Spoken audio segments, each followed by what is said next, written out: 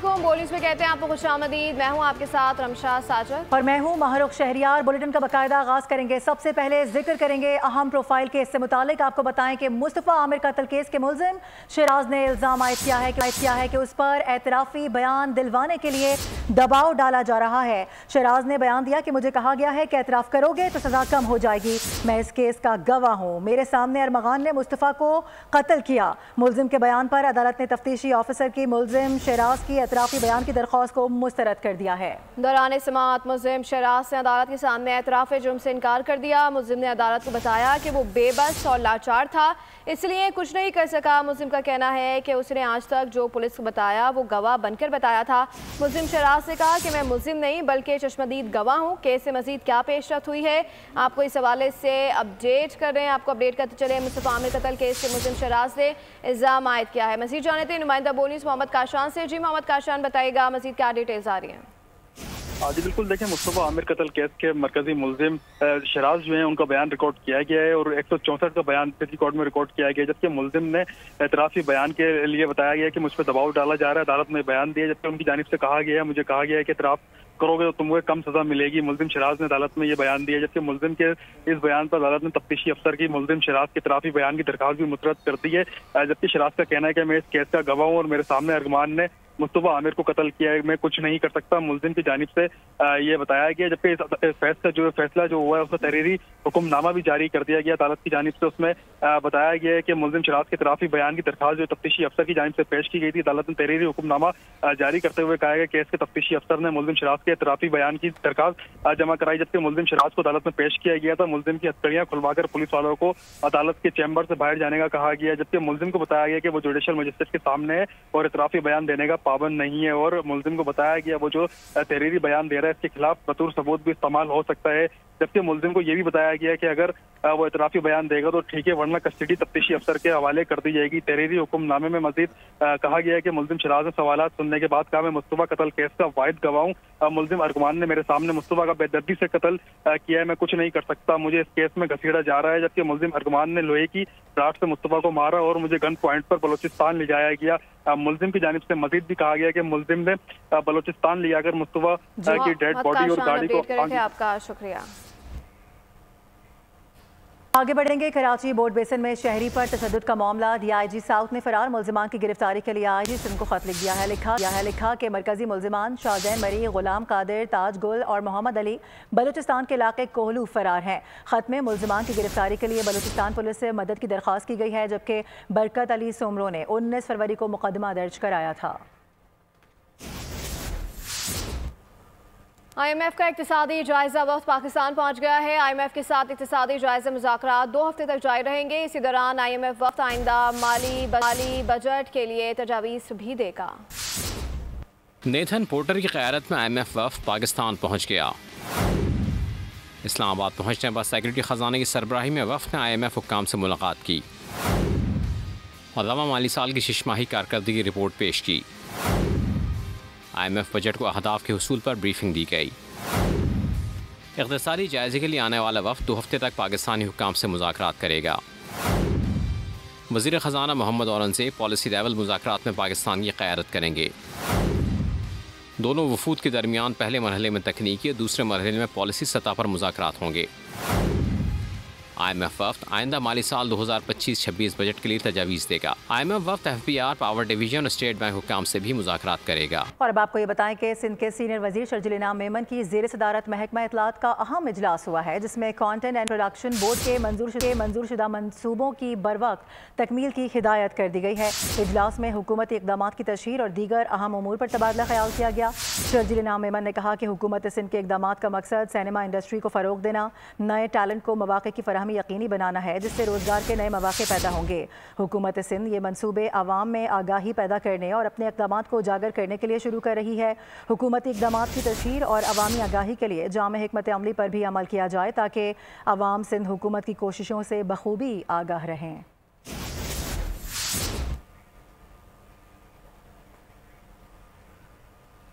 SPHF digital data पर मुश्तमिल मुकम्मल शफाफ मंसूबा करार, जो 21 लाख घरों पर मुश्तमिल दुनिया को सबसे बड़ा रिहायशी बहाली मंसूबा है। आपको अपडेट करें, मंसूबे के तहत सैलाब मुतासरीन के लिए 3.5 लाख घर मुकम्मल तौर पर तामीर हो चुके हैं, जबकि 9 लाख घर मुख्तलिफ मराहिल में ज़ेर तामीर हैं। 21 लाख बेनिफिशरीज की फहरिस्त पाक आर्मी, NGMA और DC's बेस सर्विस पर मुश्तमिल है। रिहायशी बहाली मंसूबे में शामिल तमाम बेनिफिशरीज मुस्तहिक अफराद हैं। SPHF मंसूबे में गैर शफाफियत का कोई तस्वुर नहीं। तामीराती काम की डिजिटल तरीक़ेकार के तहत मुकम्मल निगरानी की जाती है। आलमी बैंक के वफ़द ने अपने हालिया दौरे में SPHF मंसूबे की तारीफ और शफाफियत पर मोहर सब की है। वर्ल्ड बैंक की ग्लोबल डायरेक्टर माहौलियात SPHF मंसूबे को सिंध के अवाम के लिए मुअस्सा करार दे चुकी है। और नाजरीन, 3 मार्च का दिन पाक फौज और पाकिस्तानी इंटेलिजेंस इदारों की बहुत अहम कामयाबी का दिन है कि जिस दिन भारत का जासूस कुलभूषण यादव बलूचिस्तान के इलाके सरावान से पकड़ा गया था और पाकिस्तान में भारत की दहशतगर्द कार्रवाइयाँ बेनकाब हुई थीं। आपको ये बता दें कि दुनिया के सामने यह हकीकत आश्कार हुई कि भारत बलूचिस्तान समेत पूरे पाकिस्तान में दहशतगर्दों का सरपरस्त और पुश्त पनाह है। कब क्या हुआ, इस रिपोर्ट में आपको दिखाते हैं। 3 मार्च 2016 वो दिन जब भारतीय जासूस कुलभूषण यादव पाकिस्तान ईरान सरहदी इलाके से गिरफ्तार कर लिया गया। 24 मार्च को पाक फौज ने साबित किया कि कुलभूषण यादव भारतीय बहरिया का अफसर है और भारतीय इंटेलिजेंस इदारे रॉ का एजेंट है और उसे पाक ईरान सरहदी इलाके सरावान से हिरासत में लिया गया है। हुकूमत पाकिस्तान ने 26 मार्च को भारतीय सफीर को तलब करके भारतीय जासूस के दहशतगर्दी में मुलविस होने पर बाज़ाब्ता एहतजाज किया। कुलभूषण यादव ने वीडियो बयान में एतराफ़ किया कि पाकिस्तान में दहशतगर्दी के लिए उसने कब, कहां और क्या क्या कार्रवाइयाँ की हैं। ये वीडियो 29 मार्च को सामने आई। अगले महीने अप्रैल में कुलभूषण यादव के खिलाफ बलूचिस्तान हुकूमत ने दहशतगर्दी की दफात के तहत FIR दर्ज करवाई। 10 अप्रैल को कुलभूषण यादव को फौजी अदालत ने दहशतगर्दी की सरगर्मियों में मुलविस होने के इल्जाम में सजाए मौत सुनाई। पूरे 1 महीने बाद 10 मई को भारत ने कुलभूषण की सजाए मौत रुकवाने के लिए आलमी अदालत इंसाफ से रुजू किया। 5 रोज बाद दरखास्त की समाअत हुई। अदालत ने दोनों जानिब के फैसले सुनने के बाद फैसला महफूज किया। आलमी अदालत इंसाफ ने 18 मई को फैसला सुनाया। पाकिस्तान को हिदायत की कि मुकदमे का हतमी फैसला आने तक कुलभूषण को सजाए मौत न दी जाए। पाकिस्तान में दहशतगर्दी के वाक़यात में मुलव्वस अफगान दहशतगर्द मारे गए। सिक्योरिटी फोर्सेस ने गुलाम खान किले में 14 दहशतगर्दों को हलाक किया है। हलाक दहशतगर्दों में अफगान दहशतगर्द भी शामिल थे। हलाक दहशतगर्द में मुजीबुर रहमान दंदार गांव अफगानिस्तान का रिहायशी था। इससे कबल बदरुद्दीन को GI खान में दौरान ऑपरेशन हलाक किया गया। बदरुद्दीन अफगान फौज में लेफ्टिनेंट और बागदेश के डेप्यूटी गवर्नर का बेटा था। और इस साल भी वही हो रहा है जो हर साल होता है। ये हमेशा की कहानी है। सुई गैस कंपनीज ने माह रमजान में रोजेदारों को मुश्किल में डाल दिया है। एलानिया और गैर एलानिया गैस लोड शेडिंग के सताए शहरी सहर और अफ्तार का इंतजाम बाहर से करने पर मजबूर हो गए हैं। वजीर आजम ने गैस की अदम फराहमी पर नोटिस लिया है। सहरी हो या इफ्तार, शहरी गैस की किल्लत का है शिकार। सुई गैस कंपनियों के दावे हुए बेकार। मुल्क भर में गैस ने अवाम का मीटर घुमा दिया। सहर इफ्तार में रात 3 बजे से सुबह 9 बजे तक और दोपहर 3 बजे से रात 9 बजे तक गैस की बिला तातुल फराहमी का ऐलान किया गया था। खवातीन इंतजार करती रह गयीं। कई शहरों से गैस आने की शहादत तो मिली, लेकिन कम प्रेशर की वजह से न सहरी बन सकी न इफ्तारी। आई नहीं रही हमेशा के लिए। तो गैस क्या आ रही है? बिल्कुल ही नहीं आ रही घर में। तब गए तो टेंकी भरवा के लाओ, तो क्या करेंगे? गैस जब आती है 3 बजे के बाद आएगी। सर ना गैस है ना बिजली है, बस बैठे हुए हैं, कारोबार भी नहीं है। न गैस आती है, न कुछ, न बिजली न पानी। इतना बंदा परेशान। सहरी के टाइम भी नहीं होती, ना इफ्तारी के टाइम पे होती है। ये सिलेंडर भराते हैं, ये भी महंगा। इस सारी सूरत हाल का वजीर आजम शहबाज शरीफ ने नोटिस ले लिया। सहरो इफ्तार में गैस की फराहमी के लिए फौरी इक़दामात की हिदायत कर दी। सुई सदरन गैस कंपनी ने यकीन दहानी कराई कि गैस प्रेशर में 10% इजाफा किया जाएगा। साथ ही सहरी और इफ्तारी में 30 से 45 मिनट पहले गैस की फराहमी शुरू कर दी जाएगी।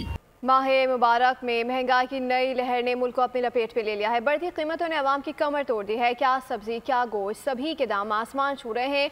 घी, तेल महंगा, चीनी के भी दाम बढ़ गए। मीठे फल भी कीमत सुनकर कड़वे लगने लगे। माह रमजान में महंगाई का तूफान, कीमतें सुनकर आवाम हो रहे हैं हलकान। कराची में गिरां फरोशों ने सरकारी निर्ख नामों को हवा में उड़ा दिया। फल हो या गोश्त, हर चीज महंगी। कहीं भी सरकारी कीमत पर अमल दरामद करने वाला कोई नहीं। वो रेट तो वही दे रहे हैं, मगर अभी खास रिलीफ तो नहीं है। ऐसा वक्त के साथ चलना है, सब काम करना है। लाहौर में रमजान के चांद के साथ ही महंगाई का चांद भी चढ़ गया। जिले इंतजामिया बेबस है, सरकारी रेट लिस्ट पर अमल दरामद कराने में नाकाम हो गई। पे इम्प्लीमेंटेशन बहुत मुश्किल होती है। मतलब एक के पास आप जाएंगे नहीं, आप एक के पास जाते हैं, मतलब जो भी कोई ऑफिस के लोग आते हैं जाएंगे, थोड़ी देर के बाद वापस आएंगे तो फिर वो रेट अपनी मर्जी से बेच रहे होंगे। रावलपिंडी में रमजान मुबारक के आते ही फलों की कीमतें भी बढ़ गई हैं। सेब 400 रुपए किलो, केला 250 से 300 रुपए फी दर्जन फरोख्त हो रहा है। पेशावर के शहरी भी मुंह जोर महंगाई से परेशान हैं। इंतजामिया से एक्शन लेने का मुतालबा कर दिया है। बुनियादी चीजें, दाल हो गई, चीनी हो गई और वगैरह और सामान बहुत ज्यादा महंगी हुई है, क्योंकि वो गरीब के पहुंच से बहुत दूर हो गई। हुकूमत को चाहिए कि इस पर थोड़ा सा नजरसानी करें। आवाम ने रमजान बाजारों को ऊंट के मुंह में जीरा करार दिया है। कहा हकीकी रिलीफ देना है तो गिरां फरोश माफिया को लगाम देना होगी। उधर अशिया खुरनोश की कीमतों को कंट्रोल किया जाए, हिदायत जारी की गई है। आपको बताएं कि डिप्टी कमिश्नर मसनूई महंगाई पर काबू पाएं। वज़ीर आला सिंध सैयद मुराद अली शाह की जानिब से ये कहा गया है। बताया कि 250 से ज़ायद बचत बाज़ार कायम किए गए हैं। मुराद अली शाह ने बचत बाज़ारों को मुनज़्ज़म और मौसर तरीके से रेगुलेट करने का हुक्म दिया है। कहा कि डिप्टी कमिश्नर्स मार्केट्स के दौरे करें ताकि अशिया की कीमतें मुस्तहकम रह सकें। बड़े स्टोर्स को भी कीमतें मुनासिब रखने का पाबंद बनाया जाए। वज़ीर आला ने रमज़ान में गैस की बंदिश पर तशवीश का इजहार किया है। साथ ही मेयर कराची को शहर में पानी की बिला तातुल फराहमी यकीनी बनाने की हिदायत कर दी। Welcome back. अहम खबर आपको देंगे। हाईकोर्ट और आईनी बेंचेस के जजेस सिलेक्शन का तरीक़ाकार, इसका मामला। ऐसे में जस्टिस जमाल खान मंदुखेल की सरबराही में 6 रुकनी कमेटी तश्कील दे दी गई है। कमेटी में अटॉर्नी जनरल मंसूर उस्मान शामिल हैं। इसके साथ साथ आपको बताएं कि हुकूमत की तरफ से फारूक एच नाइक कमेटी का हिस्सा हैं। अपोजिशन की तरफ से अली जफर कमेटी का हिस्सा होंगे। पाकिस्तान बार कौंसिल की नुमाइंदगी के लिए एहसन मून कमेटी में शामिल है। नियाज मोहम्मद खान कमेटी के सेक्रेटरी नामजद कर दिए गए हैं, जबकि कमेटी जजेस के हवाले से अपनी सिफारिशात मुरतब करेगी। एक और अहम खबर आपको देंगे। रियल एस्टेट सेक्टर से आ रही है, जहां पर टैक्स चोरी रोकने के लिए इकदाम किए जा रहे हैं। प्रॉपर्टी की गलत मालियत जाहिर करने वालों के खिलाफ कार्रवाई की तैयारियां कर ली गई हैं। आपको बताएं कि हुकूमत का रियल एस्टेट रेगुलेटरी अथॉरिटी कायम करने पर गौर शुरू हो गया है। ज़राए बता रहे हैं कि प्रॉपर्टी की गलत मालियत जाहिर करने पर कैद और जुर्माने की सजाएं होंगी।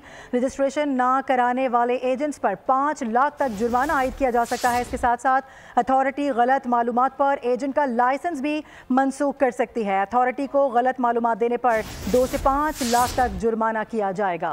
आज़ाद कश्मीर में बर्फबारी से निज़ाम ज़िंदगी मुअत्तल हो गया। लोग घरों में महसूर हो गए। बर्फबारी का 15 साला रिकॉर्ड टूट गया। शदीद बर्फबारी, शाहराहों समेत इंटरनेट पावर हाउसेस बंद हैं। लाइनें ब्रेक होने से अवाम मुश्किलात का शिकार है। मज़ीद जानते नुमाइंदा बो न्यूज़ मुमताज़ पट से। जी बिल्कुल, आज़ाद कश्मीर के अंदर बर्फबारी का सिलसिला वक्फे से जारी है। दारुल हुकूमत मुजफ्फराबाद में बारिश, जबकि बुलंद मकामात बाग, अटियाँ, नीलम वैली, जैलम वैली, लीपा वैली के अंदर बर्फबारी का सिलसिला जारी है। बर्फबारी ने 15 साल का जो रिकॉर्ड है वो तोड़ दिया है। शदीद बर्फबारी की वजह से मुतअद्दिद राब्ता सड़कें बंद हो चुकी है। दारुल हुकूमत मुजफ्फराबाद को मिलाने वाली जैलम वैली रोड, लीपा वैली रोड, नीलम वैली रोड मुकम्मल बंद है, जिससे लोगों को शदीद सफरी मुश्किलात का सामना करना पड़ रहा है। बात की जाए आज़ाद कश्मीर की राब्ता सड़कों की, तो राब्ता सड़कों के अंदर बर्फबारी की वजह से ग्लेशियर आ रहे हैं, जिसकी वजह से SDMA ने भी मकामी लोगों और सयाहों को भी जो रात का सफ़र और दिन के अंदर सफ़र है उसको महदूद करने की हदायत भी जारी की गई है। अगर दूसरी जानब महकमा मौसमियात की बात की जाए तो महकमा मौसमियात ने 24 घंटे के दौरान मज़ीद बर्फबारी का इम्कान कर रहे थे। और अब रुख कर लेते हैं मलका कोहसार मरी का, जहां बर्फबारी और जालाबारी का सिलसिला वक्फे से जारी है। ठंडी हवाएं चल रही हैं, सर्दी की शिद्दत बढ़ गई है। वहीं पर मौजूद है हमारे नुमाइंदे आरिफ सईद, उनसे बात करेंगे। आरिफ, बताइएगा मौसम कैसा है? ये सुबह से शुरू होने वाला बर्फबारी और जालाबारी का सिलसिला अभी भी वक्फे से जारी है। यख बस्ता हवाएं भी चल रही है। सर्दी शिद्दत में गैर मामूली इजाफा हो चुका है। माह शाम की वजह से यहाँ पर वर्षाओं की तादाद भी काफ़ी कम है, लेकिन यहाँ पर जो ज़िली इंतज़ामिया है उन्होंने भरपूर इंतजाम कर रखे हैं। यहाँ पर सड़कों से जो है महकमा हाईवे मिशरी ने बर्फों से सफाई मुकम्मल कर लिया है, और दीगर इलाकों में जो इर्द गिर्द के इलाके हैं वहाँ पर भी सड़कों से सफाई का अमल जारी है। महकमा मौसमियात के मुताबिक आइंदा 24 घंटे तक बर्फबारी का और जलाबारी का ये वक्फे से जारी रहेगा। जी बहुत शुक्रिया अपडेट करने के लिए। खेलों के मैदान पर शामिल करते हुए आपको बताएं कि आईसीसी चैंपियंस ट्रॉफी का सेमीफाइनल खेलने के लिए आईसीसी चैंपियंस ट्रॉफी 2025 का ग्रुप मरहला इख्तिताम को पहुंच गया है। आखिरी मैच में भारत ने न्यूजीलैंड को 44 रन से हरा दिया। भारतीय टीम ने ग्रुप ए में पहली पोजीशन हासिल की है। सेमीफाइनल में कौन किसका सामना करेगा, फैसला हो गया। नाज़रीन, अब ये जानिए दुनिया में खुद मुख्तार AI की अहमियत पर जोर दिया जाने लगा। डीप सीक टेक्नोलॉजी की कामयाबी ने मुख्तलिफ हुकूमतों के लिए मकामी AI ढांचे के क़याम के इम्कानात रोशन कर दिए। आपको बताएं कि फ्रंटियर 1A AI कंपनी ने भी ममालिक को अपने AI इंफ्रास्ट्रक्चर के क़याम में मदद फराहम करना शुरू कर दी है। तफसीलात इस रिपोर्ट में। AI की अहमियत और कामयाबी ने दुनिया को नए रुझानात की जानिब माइल कर दिया। मईशत, ज़राअत, दिफा और टेक्नोलॉजी के मैदान में AI बुनियादी उनसर बनकर सामने आई है। कुछ अरसे कबल तक AI इंफ्रास्ट्रक्चर का क़याम आसान न था। गुज़िश्ता साल भी हुकूमतों ने इस पर 10 अरब डॉलर खर्च किए, मगर डीप सीक की कामयाबी ने इस टास्क को आसान तर बना दिया। ऐसे में फ्रंटियर 1 नामी AI कंपनी भी मैदान में आ गई। कंपनी ने भी ममालिक को अपने AI इंफ्रास्ट्रक्चर के क़याम के लिए मदद फराहम करना शुरू कर दी। हालिया दिनों में जनूब मशरक़ी एशिया, सऊदी अरब, अर्जेंटाइन जैसे मुल्कों ने भी AI के मैदान में अहम इक़दाम उठाना शुरू कर दिए हैं। और अभी खबर यह है कि फ़लस्तीनी और इसराइली हिदायतकार की मुश्तरका काविश नीदरलैंड ऑस्कर अवार्ड जीत चुकी है। फिल्म को बेहतरीन दस्तावेजी फिल्म की कैटेगरी में नामजद किया गया था। इस फिल्म में फ़लस्तीन पर इसराइल के नाजायज़ कब्जे को मौजू बनाया गया है। फिल्म अरबी किनारे के एक गाँव की तबाही से मुतालिक है। किस तरह यहूदी आबादकार फ़लस्तीनियों को जबरन बेदखल कर रहे हैं। इससे कबल नीदरलैंड इंडिपेंडेंट स्पिरिट अवार्ड जीत चुकी है। इसी के साथ बुलेटिन से फिर वक्त इतना ही। विजिट कीजिए bolnews.com और देखते रहिए बोल।